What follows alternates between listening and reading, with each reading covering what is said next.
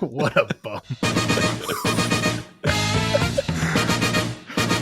It's a bird. It's a plane. It is the Chat It Up podcast. Ladies and gentlemen, what is good? Do we have any fires to light? Oh, no, I don't have any. It's your birthday and you forgot the lights. And you forgot a fire. No, it is about, I don't know, 255 feet away out in the car. Oh. It's going to be nice and warm. Oh, time out. Just kidding. Whoops. It's okay. Merry Chasemas, everyone. Thanks, buddy. Merry Chasemas. I am Malcolm Harris, joined by the birthday boy himself, Chase Green. What up, what up, what up? A.K.A. Treen, and he is back. 6 man. Off the IL. Boy, I'm talking my dog, Mr. Greg Larner. What's up, G? What's going on, man? We're so happy to have you. Yeah, I'll try to, remix it. That's what happens when you have fat Yeah, fingers. no, it's good to be back. I was a little jealous that you guys finally figured out the video last time and I couldn't make it, but I was not looking good for camera and sounding good for camera, and you can still hear it a little bit. I still got a little nasally voice today, but we're on the mend. We're probable. You asked me a very important question before we jumped on here about which NFL quarterback most represents how I'm feeling right now. Mm-hmm. It'd have to be Jimmy Garoppolo, because I'm not the best, but I also can get the job done when I play because I got a strong team around me. Exactly. Who, you want to be Debo or do you want to be Nick Bosa? Bro, give me Debo, man. Okay. I'm Debo. I try to be the playmaker. I mean, you're just Mr. Reliable. You're going to go out there and hit somebody. Dude, I want to make some nasty plays. What about George Kittle? I don't think I'm quite crazy enough to be George. I feel like, I need some offensive weapons. I need true. Debo and I need That's George. true. I'll be George. I'll get a little crazy. We'll light the fires. We'll get a little ranch water in us. There you go. Recently, I was just telling Miggie while we were both peeing earlier. Are we sword fighting? No sword fighting. Stall. He was at the Did he give you a complimentary birthday holding it for you? Yeah, of course. A little shake. Yeah. It's like looking twice you're playing with it. It's looking good down there. It really made me feel good. Thanks, Miggie. Always a good friend. Legit. I don't mean to cut you off, but have you ever just drunk sword fighted with another dude? No, bro. No. While you're peeing? No, bro. Like when you're at a bar or something like that? Absolutely not. We always joke about it, but it never actually happens. Yeah. Oh, funny enough. I mean, close enough is Hannah learned what a trough was at stadiums for guys. She's like, they do that? And I was like, yeah, it's a thing. And it's a big thing where a lot of stadiums do it. Yeah. That's a very interesting topic for a girl that's never really heard of that. Well, trough is a very intimate experience, isn't it? Oh, yeah. It is. No dividers. Everybody's just hanging out. Yeah. Literally. You try to keep the eye, level up as best you can. You can't miss. So. Nope. And it's like a rite of passage when you're young too. Right. That's terrifying. If you're a little kid, you're at dick level. Yeah. So it's just bad. Dude, there's some of those old hosses that used to play football at the high school football game. You're like, dude, we get it. Do y'all honor the splash zone rule? If there's some space, make some space. You're in a urinal, right? Mm-hmm. And there's 5 urinals, and you're just there peeing. Do you get mad when somebody sits right next to you? Sit or stand? Stands. Because I don't know if you sit in a urinal. No. It's kind of weird. That is kind of wild. I've seen a chick sit in a urinal. Really? Yeah. Do you honor that rule, though? Always. It depends who it is. Space. If I came into the bathroom and there's 5 urinals and you're on one, yeah, I'm gonna go stand right next to you, bro. Oh yeah, that's so true. Foul. I'm gonna make one of y'all uncomfortable. Yeah. Just to be talk to you, slap you on the butt while you're doing it. Yeah. Whole thing.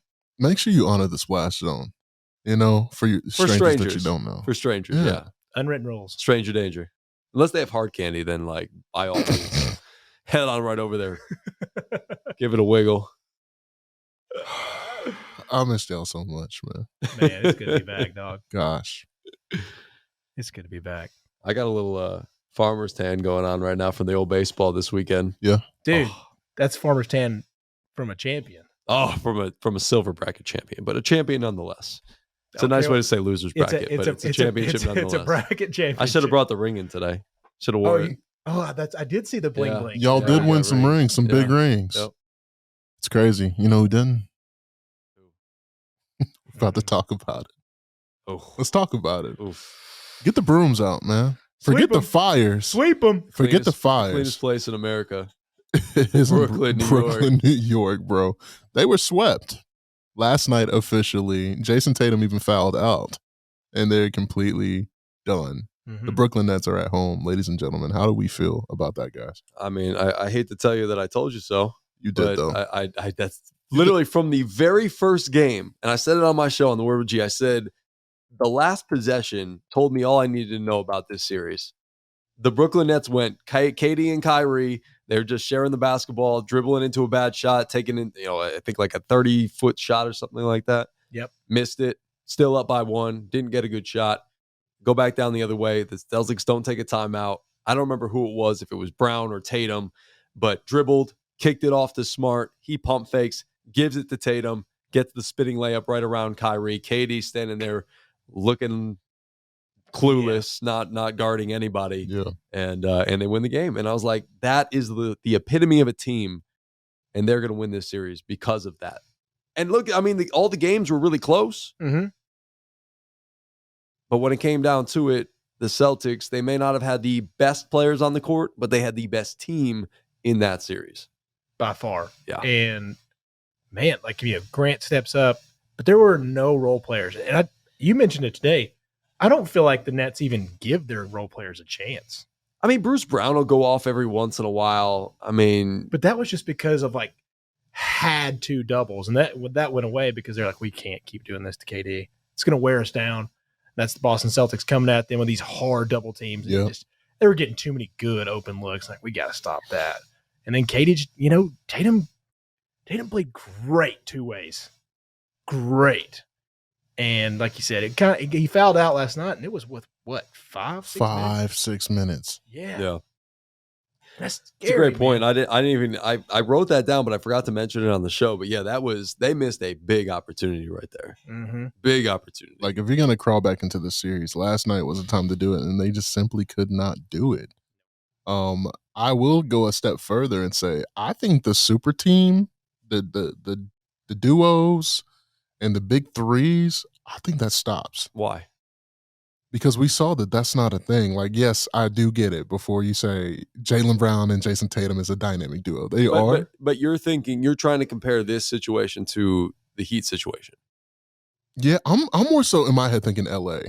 I'm thinking what they're trying to do with Russ, with AD, with LeBron. Bad, yeah. I think the big three things and these duos, I think you're going to see more of a Golden State mentality now. Like, I want to surround us with just nothing but talent, depth across all of the basketball team. But you do need at least two superstars to make a run at that, to have two superstars and then a good team around them. Yeah. Because you still got Steph and Clay. You got Draymond, who's not a superstar, but he's a really good role player. Yep. Jordan Poole's growing in front of our eyes. Yeah. They have a lot of good young talent. And then you look at the Boston Celtics, and they have Tatum and Brown.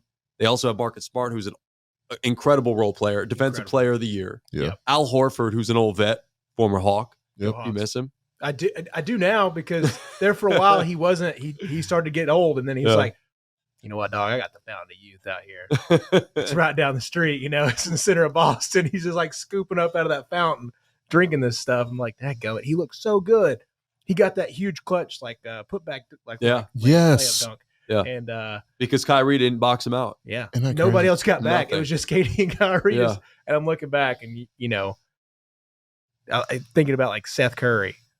Seth was a really, really good number 2-3 in Philly, and they're just not utilizing him. I know it was a tough matchup for him. These are bigger guards. It's going to hurt him defensively, but when Seth gets going, you give him opportunities, he can cook, man. And he's also a really good playmaker, and they just don't give him that opportunity.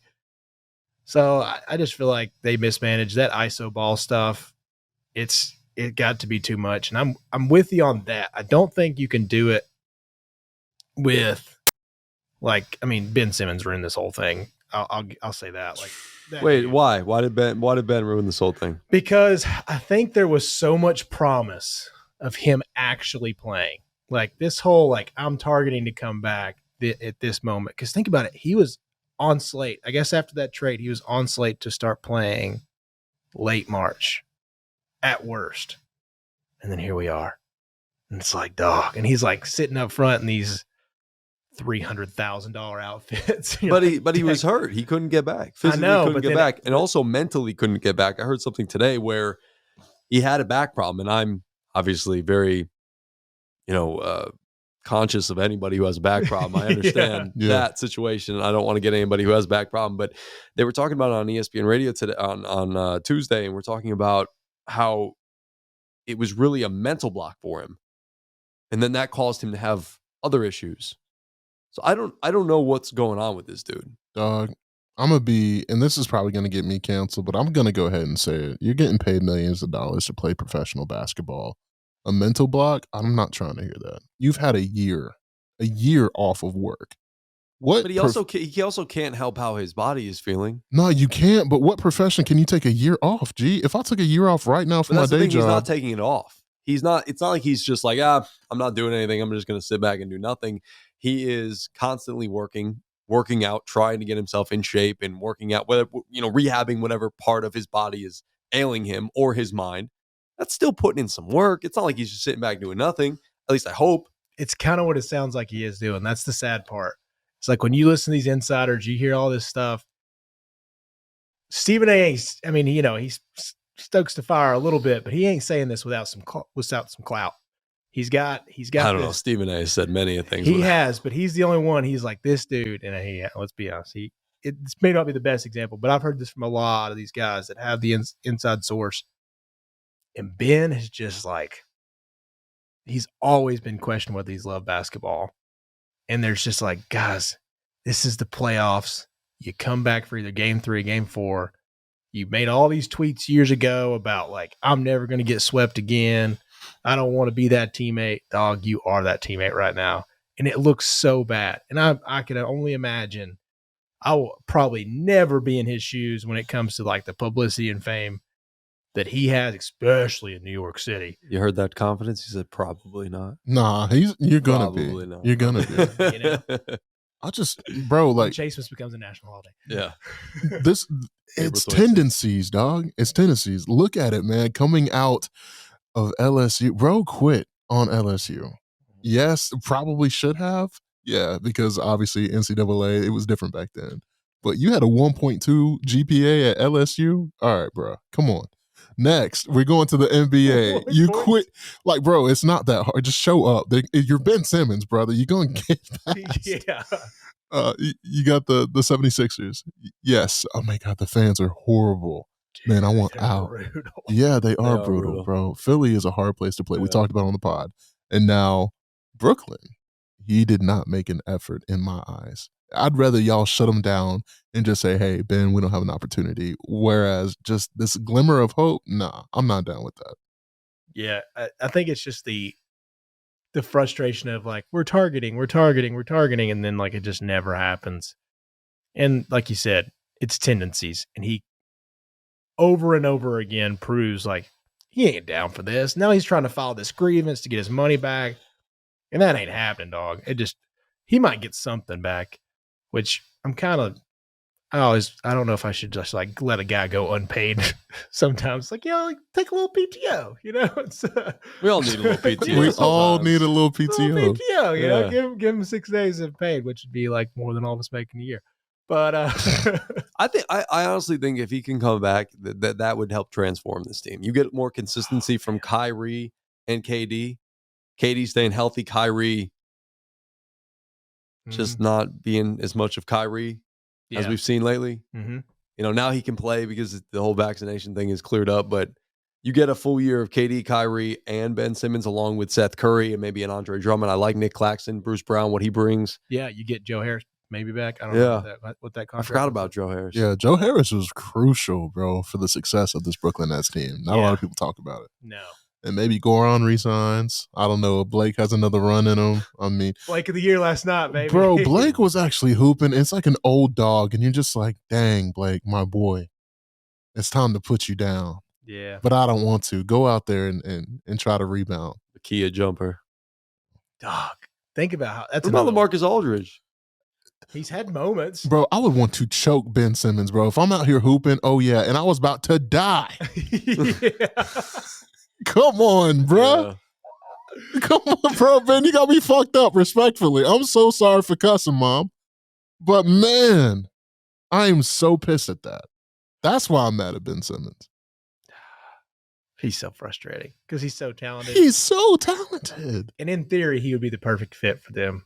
Like, especially late in the game, that small ball 5, whatever he's going to be. The ultimate screen and roll guy, the ultimate screen. Guard 5 positions. God, Same thing with like Draymond, just without much of an edge to him. Yeah. But Ben physically in that Draymond role, could you imagine? I know. Oh, my God. I know. And that's all he has to be. Yes, bro. We're not asking you to be a 1 to be shooter or a 2. No. Bro, just play your part and play it well. Play defense, pass the basketball, and score every once in a while. Maybe be able to hit a 3 a game. Yeah. But man, I don't even remember the last time that man took a 3-pointer. No. Has he ever taken it? I think he took one. And remember, I want to see how many threes he's taken in his career. Look that up because, that's all he has to do. Because on offense, they're going to make him the 4th option, and it's just going to be him catch in the middle of the lane, either dump it off or dunk on somebody. Over under for this stat that G is pulling up right now. 5 3-pointers attempted. Over under. I feel like it's under. I'm going to take the over. I think he's taken 5. How much are we putting on this? Because I have the answer right here on my computer. I'm starting to get worried about my own answer. I feel like it's under. I feel like there was a lot of cheering going on for that one. I got you a drink. Okay, I'll go drink on it. All right, are we attempts or makes? I'm going. Because I have attempts right here. I don't have makes. I'm going attempts. You going attempts? You going attempts? 3-point attempts. Over under 5? Dang, you're going to count half court shots on that. Crap, dang it. You know what? Send the under. So you got the over, you got the under? Yeah. 34. Okay. I was like half court shots. I don't know. Bruh. Desperation threes. How many has he made, bro? Do you have that? If not, no worries. I'm just curious. But no, man.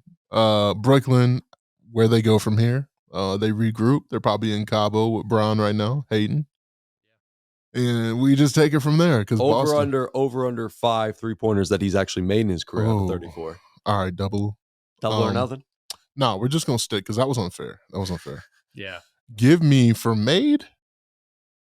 Oh, it's got to be under, bro. I'm not gonna set myself up. What's that? Let's go over under 5.5. I got to give the half point because if it is 5, then I don't want there to be a push. Okay, fine. I'm gonna let C have it. I'm going over for Ben Simmons. I'm gonna go 5 threes made. All right, let me find it in his career. You got the over? Yeah. You got the under? Yep. Under 5.5. 5. How many? 5. Yeah. Love that. Yeah, because I was like, I figured the attempts were higher, but I was like, oh my God. Dang. So you have made 5 threes. 5 in your NBA life. You're an all-star. One of the greatest transition players of all time. Bro, I'm telling you, when he's in the lane, he's like nobody else I've seen. Yeah. Dude's making $29 million a year. $29 million a year, fellas. He's a point guard at 6'11", doesn't shoot a 3. Doesn't shoot a 3. Man. I'd want to punch that man right in his face, right in his head. And you know what's crazy is too far back. They were the 1 seed in the East before the KD injury. That's what is so frustrating about this Brooklyn team, to be the 1 seed before all this starts. I mean, the pressure, yes, I get it, but you have 2 top, 10, 15 players right now in the league. Mm-hmm. A great bench, just a great system. Steve Nash is your coach. I don't know, man. Which people are wanting Steve out of there. But KD and Kyrie are backing him. I don't think he's going anywhere. No. Surely not, man. Surely not. That poor guy's had the worst hand dealt. Absolutely. He's got like a lot of talent, but Kyrie with the COVID stuff, and then KD was out. James in or out? Is he playing? Is he fat? Is he not? I don't know. Is he there? I don't know what he's doing. And then this Ben Simmons stuff. I mean, I know they're playing tonight, which we're recording this on Tuesday, April 26th. But speaking of fat, Zion Williamson, did y'all see Reggie Miller's comments about, dude, you can do all this out in warm-ups. Give me 10 minutes. You can give me 10, bro. You can give him 10. Zion can give us 10 minutes. It is 2-2. That will be a real move. If he's like, you know what? I'm playing. That's not up to him. It's not, It's but up it to the should be. organization. It I remember should being be. down there in New Orleans or in the area, and they were treating that man with kid gloves. Really? Yeah. Why? I mean, you've seen. Because they don't want him hurt. Like, he's already got the knee problems and the weight and things like that. That's true. They want to make sure he's good before he gets back because they don't want him to really injure himself, and then they're screwed. Yeah, because you talk about Shit out of luck. With advertising and just focus on him 24/7, that man is going to, that potential-wise, money-wise, that dude is worth so much money. Matter when he comes to the Knicks. Yeah. Donovan Mitchell, Zion Williamson, RJ Barrett, Cam Reddish. But don't put Cam in there. I tried to let you slide. No, bro. Why? Cam is not him. Cam is good. No, he's not. He's going to bro. be a shooter. He's going to be fine. We're going to see. Show me. They should have kept him over DeAndre Hunter. No way. No. You just want DeAndre Hunter, bro. Yeah. Thank you. Give it to me. No. You needed a laughing one on that one. I don't know if DeAndre is going to, I don't know who's going to be there for the Hawks next year. It's going to be tough, boys. Looking at the Hawks, Jimmy's out tonight. No, stop it. We can't talk about it because it's going to be irrelevant. We'll get this on the back half. Out. We're recording the second half tomorrow. I'm so angry. I know. It's fine. Okay. It's fine. But I did want to bring this up before we get into our draft. Our fun draft. Because we have a fun draft. Let's do it. Because we have to get that going here in a minute. But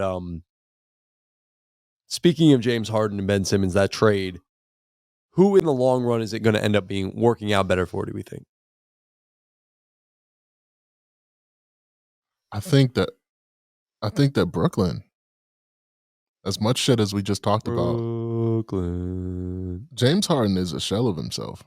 Like that guy in Houston that we would watch and, be at a bar drinking beer. Drinking. Yeah. Drinking. I might trademark that. Yeah. He's gone, Carmelo bro. Anthony. He's not coming back. 40-point nights from James Harden is done. So, yeah, Ben. But that's the thing. He doesn't need to have put up 40-point nights. I don't think you want James Harden putting up 40-point nights. I'd rather Joel Embiid carry the load. Tyrese Maxey. And give me some Tyrese Maxey, yeah. But let James distribute. Let him just hit some threes. Let him break down the defense every once in a while. But he's not doing that. Yes, he is distributing the basketball, but to me, where James is most effective is as a reliable, lethal shooter. He's not showing me that. No. But that's the thing. He's not a reliable shooter in big moments. Never has been. His dick shrivels up in big moments. Cold nights out there. Cold nights. Shrinkage is real. Ooh, shower, not a grower. End. Same. Feels that. No, grower, not a shower. Yeah. Grower, not a shower. Yeah. Facts. Yeah. It's all right. Yeah. I think I'm wearing these tight pants because I can. Nah. You do look fly today. But you look fly. Thanks, dog. Like you're in Philadelphia. Dude. Did you get that? Straight Philly. I see what you did there. You see what I did there? I see you. I see you. Proud of you. Hockey. Look at you go. Big hockey guy. What do y'all think, man? I mean, I'm going Brooklyn. Ben, and really Seth, I'm throwing in there too. Like, that's a component of this. Man. My heart wants to tell me Brooklyn. Yeah. But also my heart says, I don't know if I'm just scratching at something here. I'm not pointing at anything. Oh, I thought you were pointing at something. No, there's a crack on my screen and it's just annoying me. There. I thought you were pointing at something. No, I'm just scratching at a crack. Scratching the crack, Scratch that track. Yeah, my heart tells me that I want to go with Brooklyn because I think Ben Simmons is going to be a nice piece there if he can be Ben Simmons again. But I don't know if he can be Ben Simmons. So part of me wants to say a 0 for Ben Simmons is not going to be better than anything of James Harden, Joel Embiid, and Tyrese Maxey. Yeah. I just can't believe Ben, man. I can't believe that he's not going to ever play again and be at any sort of good level. I think he's only 25 years old. Yeah. You feel me? But we saw Greg Oden deal with problems and him not be able to get back physically. Andrew Bynum. Brandon Roy. +2. I think I saw +260 for Ben Simmons to never play again. Bro, Wow. Ben Simmons has got to play basketball again. Surely, right? Surely, right? Yeah, there's no way. I don't know, man. All right. Well, we got the NFL draft coming up on Thursday. We are going to speak with Brad Spielberger of Pro Football Focus, cap analyst. He's got some draft stuff coming out. He's got a bunch of things. What was it? The best prop bets? Oh, I loved it. Yeah. Yeah, there's some really good prop bets. So we're going to talk to Brad from Pro Football Focus coming up in a little bit. But speaking of the draft, we thought instead of us breaking down the draft, because we are no kind of college football expert, you don't come to us for college football knowledge, but you do come to us, pause, for entertainment purposes. Mm-hmm. And so instead of doing an NFL draft breakdown, we decided we are going to do a fun 5-round best draft bus draft. Yes. And this is our favorite fun draft picks. We don't have any great criteria on this. We just want to do it because it sounds fun. So who's keeping track of the picks? I'll open up a Google sheet right now. Oh, yeah. Dude, Google Sheet Master over there. All right. And I'm going to determine who is picking in what order. Love that. I just have to get rid of all of these names that are on this picker wheel already. No big deal. Oh, 4,000 of those. I wish there were 4,000. That would be a great What a turnout contest that we would have run for ESP in Chattanooga. All right. What do we got? Greg in, Miggie in, CG in. All right. We're going to spin to see who's picking first, who's picking second, who is picking third in our best, worst draft busts. Spin that wheel. Spin that Saw it. wheel. First pick. Greg Larnard. G. Okay. Done. He's off the board. Who is picking second? Drum roll, please. Spin that wheel.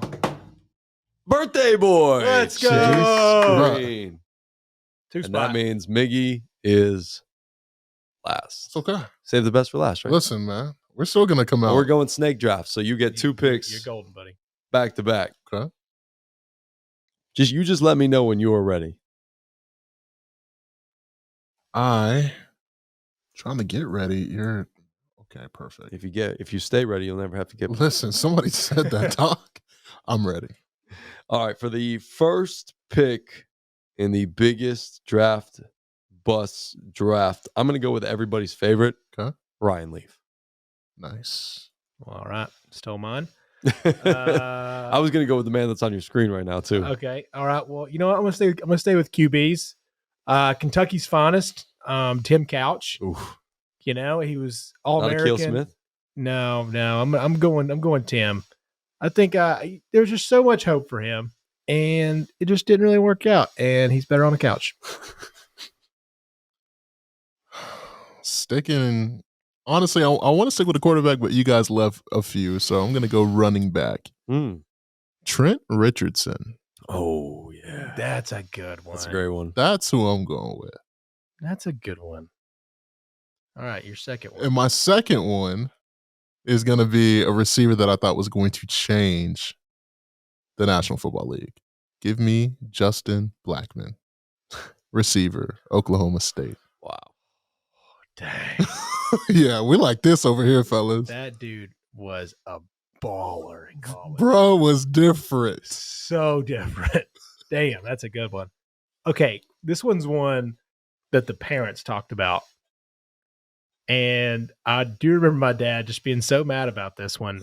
Lawrence Phillips, running back that was drafted by the St. Louis Rams.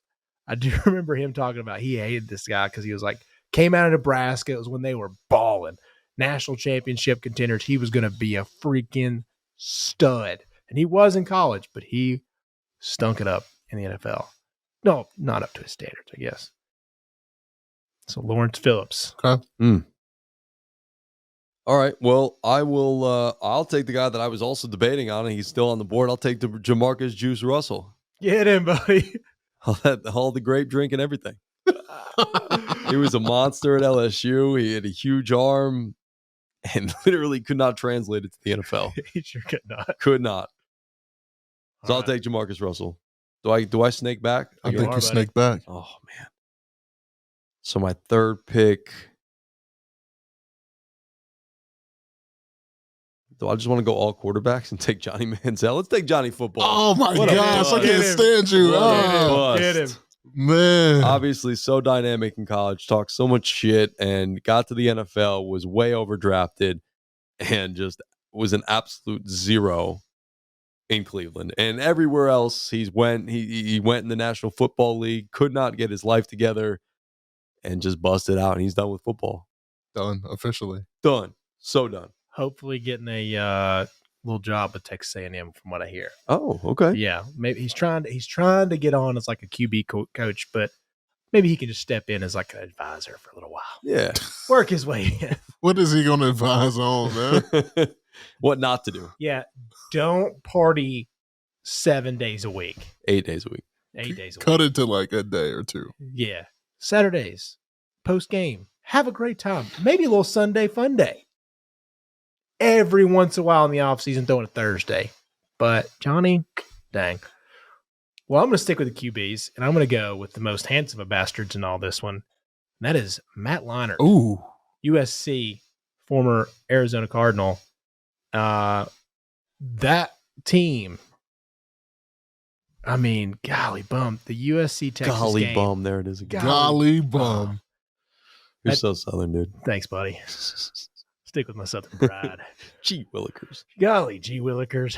Go get me some of that cornbread. Went to the cornbread festival. Shout out to Slicks. got some slicks. Yeah. I had multiple corn dogs this week. Cornbread. That's true. Corn dogs, cornbread. Oof. It was delightful. Feeling a little hefty, a little puffy, if you will. But yeah, Matt Leinart. Send it. Who's your last pick, buddy? Last pick, I thought we were doing We're doing five. We're doing We got five. five? We got five. Okay. I got another one that I gotta get off my chest. A guy that you guys have just left here for the taking. Vince Young, man. Okay. Vince Young is a bust. I definitely Vince know. Young should have changed the quarterback position, and he did not do it. I'm sorry.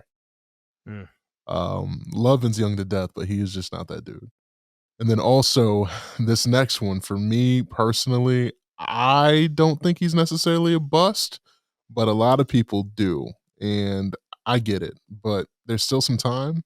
However, when it comes down to it, Kevin White. Oh, that's a big one. Kevin Yes. White was just not that guy, and he should have been.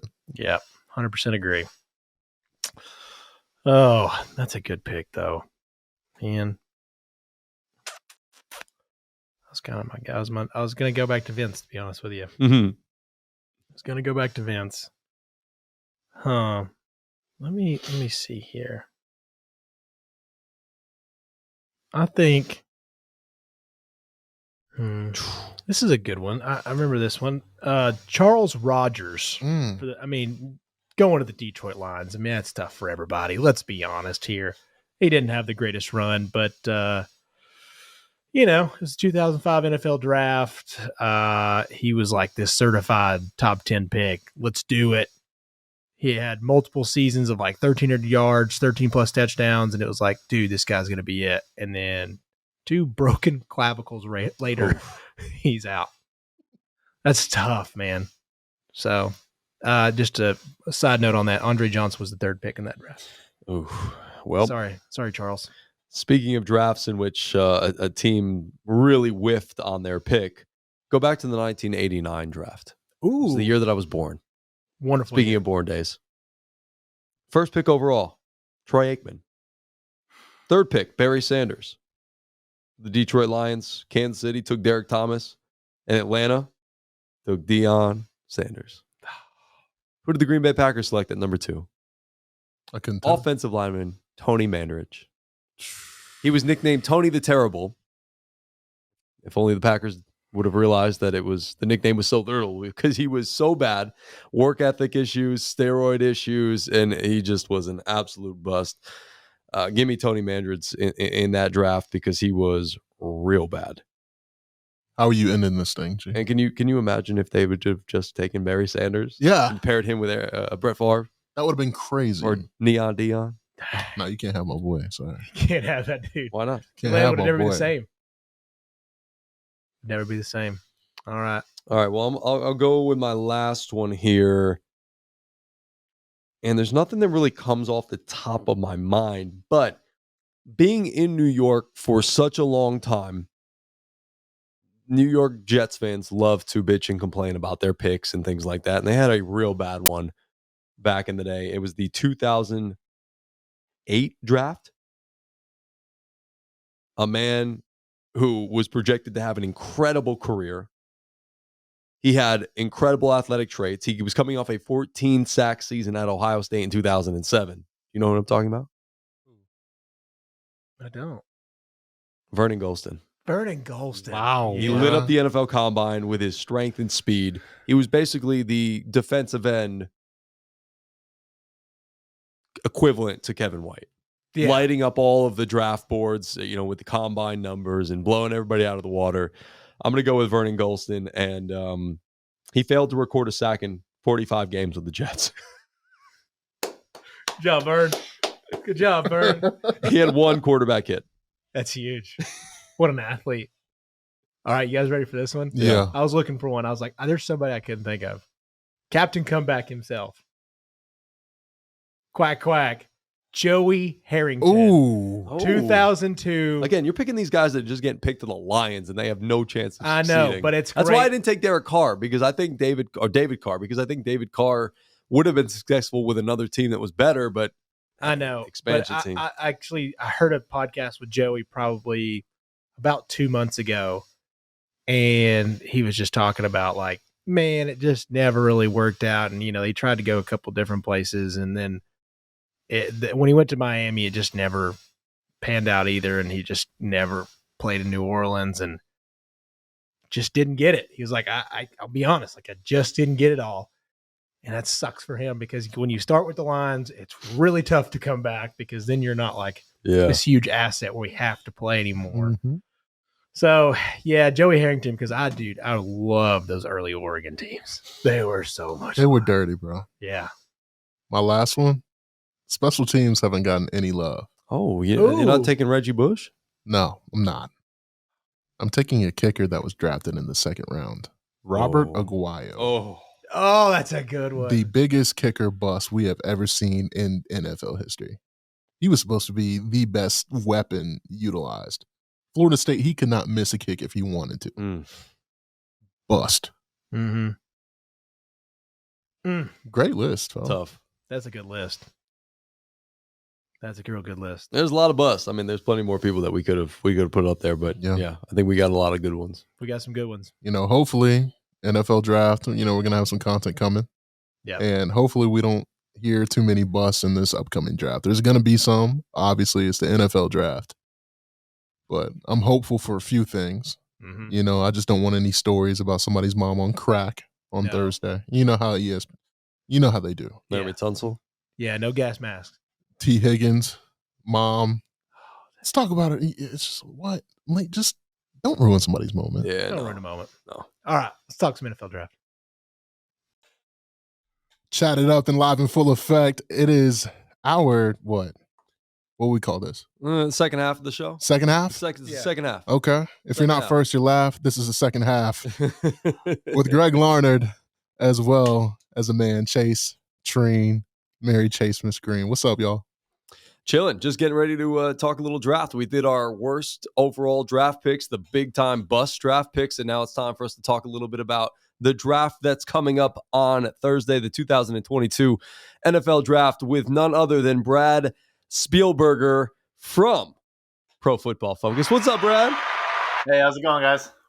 Pretty good. It's about time it's nice to have a guest on in video. You should see our whole podcast setup right now. It's a bit janky, but we're making it work. And first and foremost, let's start off with the local teams. And Miggie, I'm gonna let you go first because you are a Falcons guy. Yes, I am. And I know you're very curious as to what Brad feels like the Falcons are going to do, whether it's stay at 8, move back, try to get a lot of draft capital moving forward. What do you want to know about your Falcons? I want to know about the Falcons specifically. Everybody knows that this is a tank year, right, Brad? Everybody knows that this right now is a team that is not competitive in the least. If you were in that GM room, what is your move that you're making on Thursday? Yeah, I think that the trade down possibilities, if someone is calling for maybe one of those tackles, maybe an edge rusher that falls, or maybe a quarterback, it's kind of hard to tell where the quarterbacks are going to go off the board. But we saw Terry Fontenot trade down in the second round last year. He's obviously open to it. I think that is the best way forward because, like you said, they are not a competitive roster this year at all. So if you get a good offer, you might as well just stockpile some draft picks. Now, do you think, obviously, the Falcons and their weakness has been pass rush? Are one of the elite guys going to be there at 8? Or is there going to be what type of situation do you see from a pass rush perspective sitting at 8, maybe 10? See, that's the thing. I know it's smokescreen season and maybe you can't, trust what you're hearing, but I think there is a possibility that Kayvon Thibodeau is there at 8. I think if the Giants and Jets don't love him like we've heard pretty consistently, then he might not make it at 5 or 7 to the Giants. The Panthers do not really have a need at 6 for an edge rusher. And then you're sitting there at 8. And I think if it's not Kayvon Thibodeau, perhaps FSU's Jermaine Johnson is there. I agree. I think edge rusher is the biggest weakness on the roster. I think Grady Jarrett is dying to have someone line up next to him that can do anything to affect the opposing quarterback. And maybe that's a scenario where they say, look, we would love to trade down in theory, but it's too good to pass up a pass rusher of this caliber. Now, how does a guy like Thibodeau slide? I mean, he was considered probably a number 1 overall pick this time last year. I mean, he could have sat and literally been in the top 5 discussions. Now to hear him outside of that, why is that? Why are guys really passing on Kayvon right now? Yeah, I think it's kind of silly. I think we've seen it with guys like Josh Rosen, Justin Herbert. I think he's a very smart dude that is interested in things outside of football. And I think there are some NFL teams or evaluators that want people that care about literally nothing on planet Earth except for football. And I don't think, I don't think he's going to let that impact his play. I really don't. But yeah, I mean, he's a guy that wants to set his financial future up, wants to invest in things like, I don't know. From my perspective, I would want a guy that thinks ahead like that and plans ahead like that. But it's a turnoff for some clubs. Yeah, we don't like one-dimensional people. Like, we all enjoy other things outside of football. I assume your life is not as much as busy as you guys are at Pro Football Focus. Yeah, well, no, not this time. Maybe not at this very moment, but outside of football season, you enjoy doing other things other than football, right?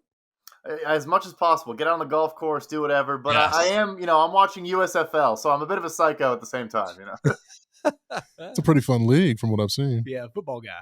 Huge football Big guy. football guy. All right. Well, I have a Falcons question, and I want to pose this to you as well, Miggie, but I'm going to go with Brad first. Okay.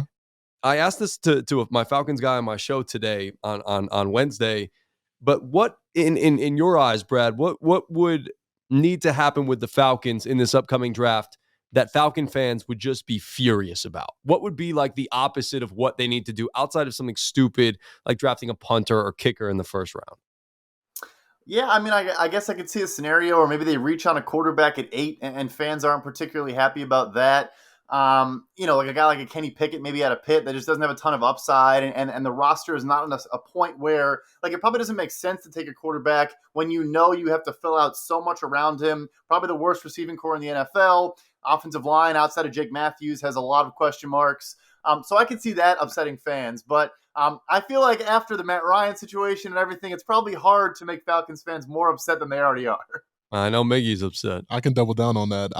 What would piss you off the most as a Falcons fan? If the Falcons did X in the NFL draft, what would you be real upset about? With the 8th overall pick, the Atlanta Falcons select Desmond Ridder, quarterback, Cincinnati. Y'all would see me walk off the stage. I would literally be furious. I'd probably leave.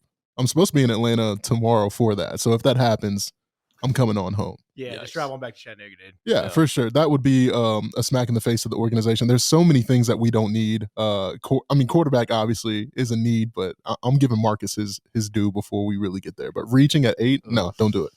Yeah, in that same vein with what you were talking about with Kenny Pickett, it is not good. Let's transition now to the Tennessee Titans. And Chase, what do you want to know about your Tennessee Titans? Well, I mean, do you agree like it should be something on the offensive side of the ball, whether that's lineman or wide receiver? I mean, I know it's kind of a tough spot because there could be that wide receiver run early on, but who do you think the Titans should go after? Especially that's a later spot, but there is some tackles, there's some guards, there's some wide receivers going to be around. Like, what would you prospect's going to happen there? Yeah, I agree with you 110%. I think you should go offensive lineman or receiver if maybe a guy you like falls. An offensive line, I don't think he's going to make it there now, but Tulsa's Tyler Smith, I think, is a picture-perfect fit for the Tennessee Titans. Throw him at right tackle to start out his career, maybe a guard early on in his career. Great run blocker, fits in that outside zone scheme. I think Kenyon Green out of Texas A&M is a good player as well. And then receiver, maybe a guy like Traylon Burks falls from Arkansas, maybe Jahan Dotson out of Penn State. I think it's also very realistic that one of those guys does make it. And yeah, I mean, even if you're going to get things done with A.J. Brown, and let's say hypothetically like that all gets worked out, it's always good to have options, always good to have kind of leverage and flexibility. So I think one of those two spots should be the pick. Okay, I want to segue off that because why? So Traylon Burks has like this physical stature. He's got all the combine numbers like you want to imagine. It looks like he's a freak show, SEC play. Why is he falling so far back in the 20s? I mean, I know this is a wide receiver heavy class, but why is he not getting more clout? It's honestly a great question. I mean, I'm not going to call myself like a wide receiver expert, but you throw on the tape and I think you can make a case that he's, one of the top 3 or 4 guys in this class. And there's also not a lot of big bodied guys, but I guess maybe the concern is, lined up in the slot more than out wide. Didn't face really any press coverage on the outside. Yes, the SEC play should help. And I think I'm SEC biased as well. So I always, think SEC guys should go higher and be valued more. But I can't really pinpoint exactly why he's falling, but he's definitely falling. Okay. And then last one, I do want to parlay because I've heard this, this is just Titans Twitter and whatnot, but the Desmond Ridder possibility, because they think that you could sit a guy, he's got the accuracy. I mean, I'm not the biggest, I'm sure I've heard you talk about this quarterback class in most years, like you're getting slotted back behind like Kyle Trask last year, or, it's all those kind of figures, but Desmond Ridder, Titans, yes, no, maybe. I want to stir the pot with my buddies. I honestly think they should consider it. I'm not a huge Tannehill guy, but even if I was, 2 years left on his deal, only guarantees remaining next season, and then it's kind of open season.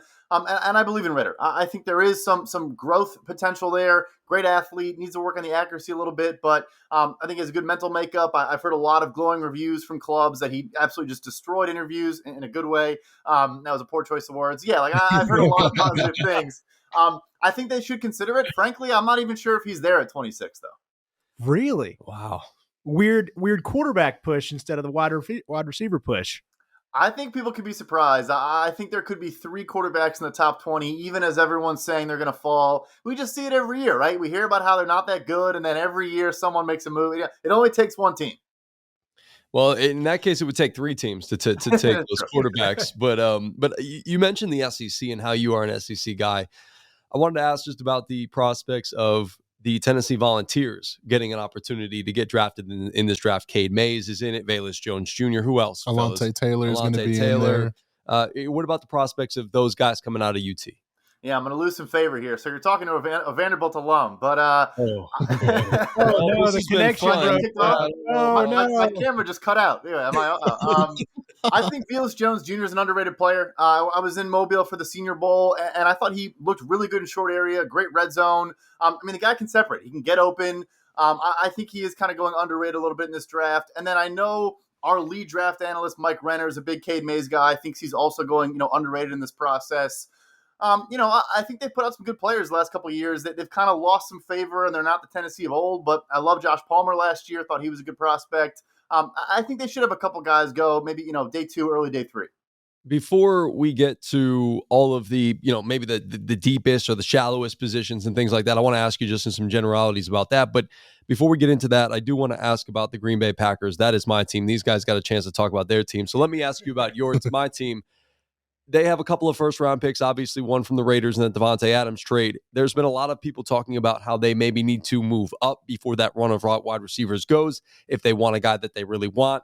Although there's also some people that are saying that this draft isn't very top-heavy and that it's just got a lot of depth to it where maybe it's good to either trade back or stay where you are at the back half of the first round. And the Packers have 2 picks in the back after that first round. What do you think would be the most advantageous thing to do, knowing that they do need to address that wide receiver position? Because I'm tired of hearing the stat or the note of they haven't drafted a wide receiver in the first round since 2002 and Jahan Walker. Yeah, I think GM Brian Gutekunst is definitely open to moving up for a guy he likes. Obviously did it with Jair Alexander. But for me, I would probably stand pat. And I know Packers fans don't want to hear this. I'd probably be surprised if they take a receiver in the first round. Like, I still think they're probably going to address the trenches. I think they'll probably prioritize offensive line at 22, and maybe at 28, if a receiver is there they like, they'll take him. But I could also see a scenario where they go defensive line, guy like Logan Hall out of Houston. There's a lot of talented players. If Devontae Wyatt falls out of Georgia, has some off-field issues, but a very, very good player. But otherwise, look, if they want to go wide receiver, I think there will be some names there they like. I think they're going to punt that to the second round because of the depth at that position.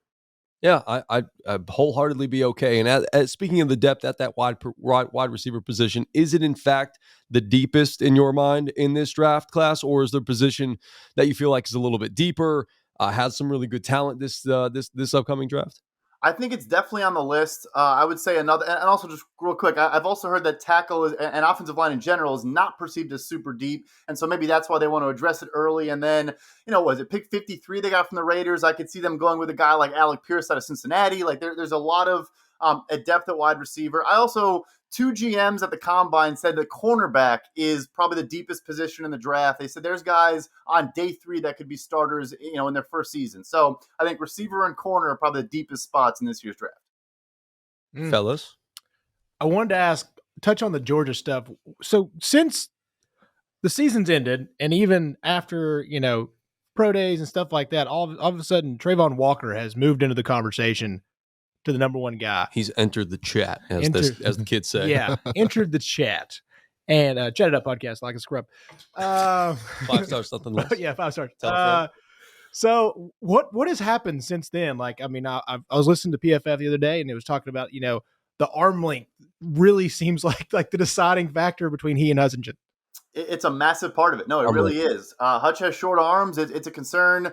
If you look at the parameters, even the Lions, a Michigan kid, you'd think it makes total sense. I still think it probably does happen. But, the Rams do not take, and their general manager in Detroit came from the Rams. They don't draft guys with arms as short as Hutchinson. So it is kind of interesting. I think I'll tie it back to the Packers. For me, Trayvon Walker reminds me of Rashawn Gary a ton. I do not think he was used at Michigan in the best possible way to maximize his talents. And I think that's what teams are thinking with Walker as well. Because I was wondering, it does seem like step for step, these guys, something balances out each other, whether it be like a 3-cone or the straight line speed for Walker, or the 3-cone, I guess I should say, for Aiden. Like, these guys are freaks athletically. Like, don't get me wrong. Like, both these guys are studs, but Aiden has that true stat behind him with like being a dominant pass rusher, where Trayvon, it seems like, lack of a better term, like potential of being a great pass rusher. I think he's perceived to have a higher upside. Also, this might be a conspiracy theory, but I honestly don't think it is.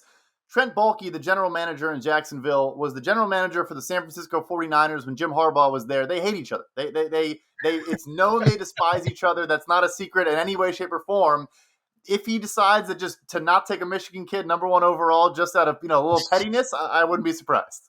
Love it. All about the pettiness. Is there a player in this draft that I feel like maybe you feel like people are sleeping on, that you've seen, you've talked to people that you just absolutely love, that you think is going to way outperform his draft expectations? Yeah, I'll say 2 guys that I just think I'm higher on than most. I mentioned Jahan Dotson out of Penn State. I don't get why folks are calling him a slot receiver. He played a ton on the outside. He can win on the outside against good Big Ten competition. So I'm super high on him. And then Boye Mafe, the edge rusher out of Minnesota, a guy that I think could go in the late first, maybe early second. But another guy that the Senior Bowl in Mobile, just his first step, he's extremely explosive. I think you can play him on the inside and on the outside. He can get after the quarterback. So those are 2 guys that I like, I think, more than consensus. There's a lot of talk, obviously, about the running back position and how it's evolved over time. Who is the first running back that you think is going to be taken off the board, and why is that?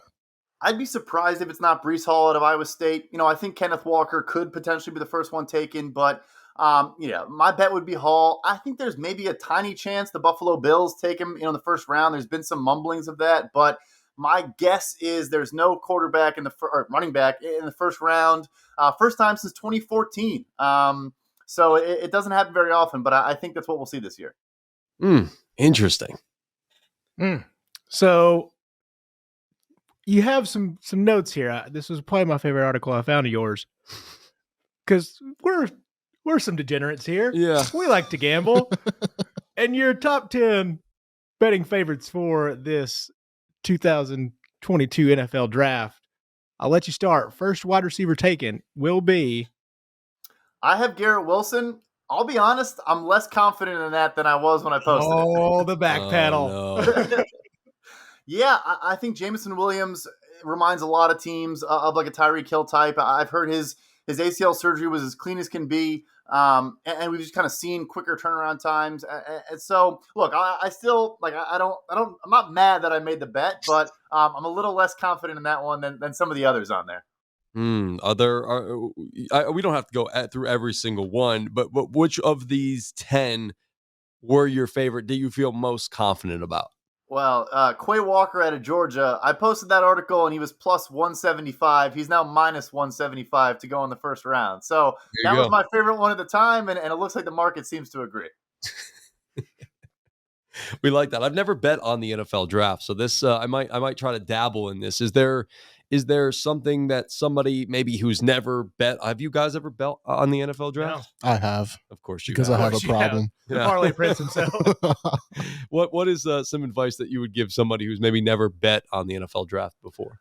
Honestly, I think, and this year it's more true than ever before, like ignore some of the steam and some of the smoke. Like if there's a guy that maybe was getting talked about a ton early on and now maybe it's cooled off, that's where the value is. I think there are edges in that respect. And then also, sometimes trust your eval, trust your eyes. Like I thought Quay Walker was the best linebacker at Georgia this year. I get Nakobe Dean as a leader, is a very good player, but 5'11", about 220 pounds.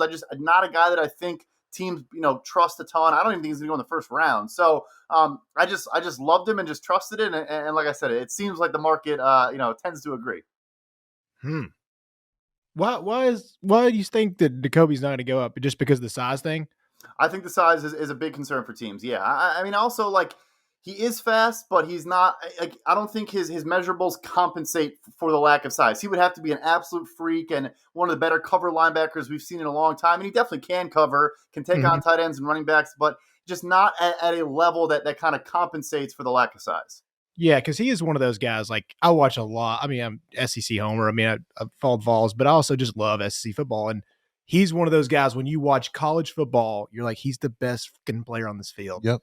But that doesn't always translate. We see it in college basketball all the time. They're like, why is this guy not going to go? And it's like, because Luka Garza can't guard anybody in the NBA. Like, but it's not the same comparison. But like Nakobe's like the best player on a college field, but it doesn't seem like that's just going to translate as high in the NFL. Maybe it might, but I mean, draft prospect wise, it doesn't seem like it.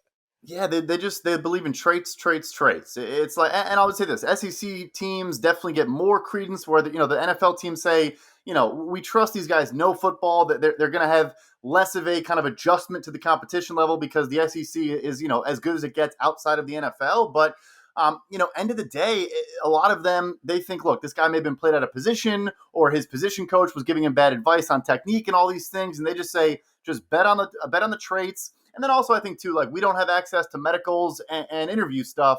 And I think fans underrate how important that can be for a team as well. Before I go off the rails here with Brad, because I want to ask you a couple of fun questions. Do you guys have anything else in terms of draft questions for this man? Absolutely. I do. Go for it. When I'm looking at defensive back, specifically safety as well as corner, there is a plethora of riches here in the top 10. You're a GM. Who are you building your DB room with, and why is that? Because there's so many great solid options. I mean, Derek Stingley is still the top guy for me. Just the tape he put out in 2019 as a true freshman. He also, hear stories of him battling with Jamar Chase and Justin Jefferson in practice. He apparently pushed to play wide receiver because he was bored with how good he was at corner as a true freshman in the SEC. And, I get that folks are concerned that he obviously hasn't played that well since. But, I think he was kind of just biding his time and getting ready for the next level. And then at safety, I mean, I think it's hard to not have Kyle Hamilton as your top guy. But Louis Cine out of Georgia is a very, very good player, and I think he'll also go in the first round as well. That's nuts. I want to stick with Georgia because I have a man crush on somebody that's a wide receiver, and I want my Falcons to take him in George Pickens. There's a lot of character issues, apparently. The injury. Is he a first-round talent? He's absolutely a first-round talent. I think he could be available for them, or they have 40 in the second round for the Falcons, Yeah, I think it is. I that's think correct. he could. Yeah, I think he could be there, although the Bears at 39 might snatch him up. But, Oof. talent-wise, he's a top 10 pick. The other stuff is why he's, maybe a fringe first-rounder. Of course. That Ohio State room as well, sticking with wide receivers. Why is there so much, I would say, knack on Chris Olave? I mean, he's been as consistent as you can be. Why is he not being mentioned with the Drake Londons, the Garrett Wilsons, so on and so forth? It's a great question. I think he's the best route runner in the class. And yes, I guess you can teach that more than you can teach, athleticism, but still tested well. I really don't know, frankly. I think he's a very good player. I actually think he's better than Garrett Wilson, at Ohio State. It's funny, too. Jameson Williams at Alabama, he was at Alabama because he couldn't even crack the lineup at Ohio State, and now he might go ahead of both of those guys. So, I don't know. It's kind of silly, but I'm a big Olave guy, so I'm with you there. All right, my final question, and I'm sorry I'm being annoying. I'm just a super dork about this. There's a guy on the defensive line at the University of Georgia by the name of Jordan Davis. There's some rumblings that he's not a 3-down defensive lineman in the NFL. If you're a team in the top 10, do you take a flyer on him, or do you wait for him to fall a little bit? Absolutely. I mean, if you're sitting there and you don't like other options, yeah. I mean, it's a guy, like I said, it's traits. You just bet on it. He does have to, be able to get on the field a little bit more often. But in today's NFL, where you can have a guy that can two-gap as well as him and can clog up the middle so much, if you want to play two high safeties, if you want to be lighter in the box, all those things, a guy like Jordan Davis enables you to do that without having an awful run defense and all these things. So, yeah, I think he's a force multiplier on defense and could change an entire, defensive front. All right, let's have some fun to finish off this conversation. And I see here in your bio that you were a former Vikings legal intern. What was the? Did you ever come across anything crazy? Did you? Who was a cool guy that you got an opportunity to meet in terms of maybe a player on the team or anything like that? I don't know how involved you were with the actual team, but any cool stories that you have from your time with the Vikings in the NFL? Yeah, so not super involved with the players, but I did get to spend a little bit of time with Anthony Barr. I understand why the Vikings have kept him around as long as they did. Hilarious dude, very nice guy. Was cool to all of us, legal intern nerds that were, walking around. So he was a super cool guy. In terms of like a great crazy story, it was pretty low key, honestly. There wasn't a ton going on in the legal department. I wish I had a better anecdote for you, but I don't want to make anything up. That's okay. No, that's certainly okay. And the other thing that I wanted to bring up was that we see here that's pinned on your Twitter account. And you can follow him on Twitter at PFF_Brad, and we'll throw that again in the show description or whatever it may be. But you came up with a book last year, The Drafting Stage, or 2 years ago.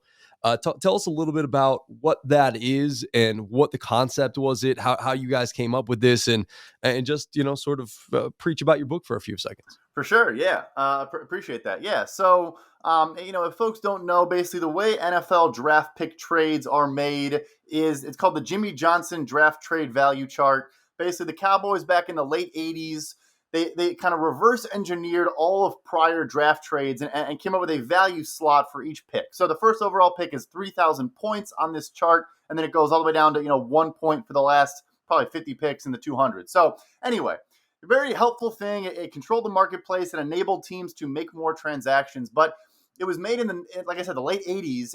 And so we just didn't think it applied to today's NFL for contractual reasons, for all sorts of reasons. So we decided to come up with a new trade chart that is based on essentially, we looked at historical outcomes of what was the second contract that every draft pick signed. So every guy that got taken 25th overall, what was his second contract? And then how did that stack up at his position? And basically use those values to determine what the pick value should be worth, based on the outcomes of those players. So I appreciate the opportunity to talk that up a little bit. Of course, yeah. It's called The Drafting Stage, creating a marketplace for NFL draft picks. You can get it in paperback on Amazon. You can also get it on Kindle as well. Very affordable, and I look forward to checking that out for sure. And a lot of good stuff from Brad, man. I appreciate you being here, hanging with us for a little bit on the podcast, and dropping some of the NFL draft knowledge from Pro Football Focus we got. Absolutely. Thank you guys so much for having me. Thanks, buddy. Happy draft day, baby. Thanks, bro. Happy weekend, yeah. See ya. All right, that's going to do it, fellas, for the Chatted Up podcast this week, the NFL draft. Gosh, man, I'll tell you what, the biggest sleeper in this draft, Malcolm Harris. Come on, man. Malcolm Harris. He's going to be there. I hope his name's called in round 1. Yes, sir. It's, hopefully at number 8. Gonna have the suit ready. Versace. Got to. Speed wide receiver out of the University of Tennessee, Malcolm Harris. Come on, baby. I'll be like swag chains, baby. be like Jalen Waddle out there. I don't know y'all. No, it's gonna be fun though, man. I'm excited. Yeah. I think the draft is gonna be awesome. It's one of my favorite days of the year. It's like Christmas.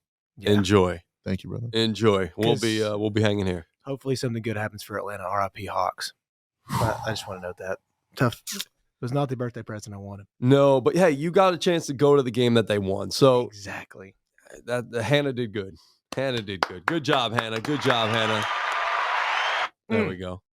Love it. Boys, appreciate it. Yeah, Appreciate it's been you, fun. man. Appreciate Brad's Spielberger for coming on with us, a Pro Football Focus, and hopefully you enjoyed the biggest busts. Tell us who your biggest busts are in the comments, whatever it may be, on Twitter at G_ESPN chat, at MCGreen423, and at _Malcolm Harris. We're out of here. We'll see y'all next week.